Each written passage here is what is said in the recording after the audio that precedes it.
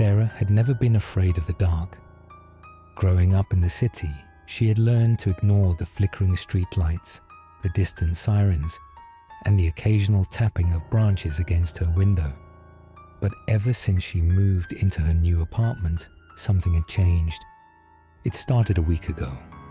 Every night at exactly 3:13 a.m., her phone rang. The first time, she thought it was a prank. The number was private, and when she answered, all she heard was static. The second night, the same thing happened. By the third night, she stopped answering altogether. But then, on the fourth night, she made a mistake. She picked up the call. At first, there was only silence. Then, a whisper, "Sarah, can you hear me?" Her blood ran cold. The voice was familiar, too familiar. It was her own. Sarah slammed the phone down, heart pounding in her chest. She tried to rationalize it. Maybe it was a recording, some kind of trick. But deep down, a sick feeling curled in her stomach. Something was wrong. The calls continued, always at 3:13 a.m. Each time, the whisper became clearer, more urgent. Her own voice begged her not to ignore it. "Sarah, you have to listen." She started losing sleep. Dark circles formed under her eyes.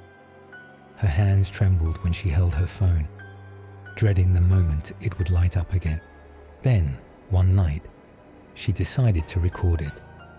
She let the phone ring, pressed the record button, and picked up. "Sarah, you don't have much time." The voice on the other end was shaking, filled with fear, but before Sarah could respond, the line went dead. She played the recording back, hoping to analyze it. But there was nothing, just silence. The next day, she told her best friend, Mark. He laughed it off. "You're just stressed, probably dreaming it." That night, Sarah stayed up, waiting. 3:12 a.m. She gripped her phone, heart racing. 3:13 a.m. The screen lit up. "Private number," she answered. But before she could speak, the voice on the other end whispered something that made her blood freeze. "Sarah, don't turn around." A chill ran down her spine. Her breath caught in her throat. Every muscle in her body screamed at her to move, to run. But she couldn't. The air around her grew thick, heavy with something unseen. She felt it, a presence, standing just behind her, close enough to touch. The phone slipped from her trembling fingers, hitting the floor with a dull thud. Then, a breath, right against her ear. She spun around, but the room was empty. Her phone screen flickered. The call was still connected. And then, the whisper came again. "Sarah, he's coming." The call ended. The apartment was deathly silent. The only sound was her own ragged breathing. Then, from the darkness of her bedroom, she heard something shift. A single deliberate step, and then another. Her phone rang again. The screen glowed in the dark. Private number. She didn't want to answer. She didn't want to hear that voice again.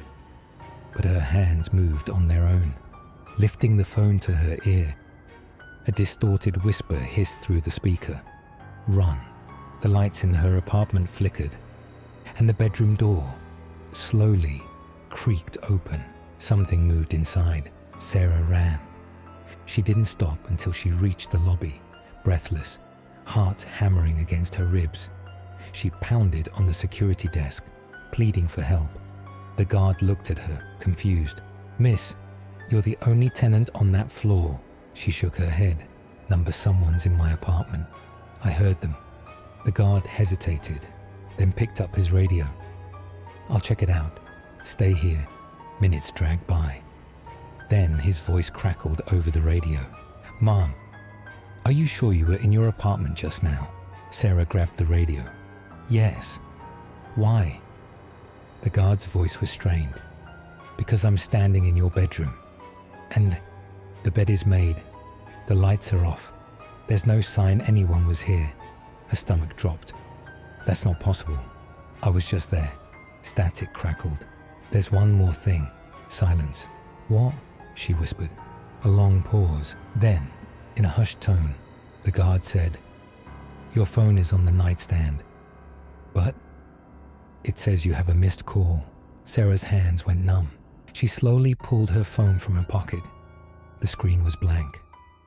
The call log was empty. No missed calls, no record of any calls at all. Then, as she stared at the screen, the clock flicked over to 3:13 a.m. Her phone rang. Private number. And behind her, someone whispered, "Sarah, can you hear me?"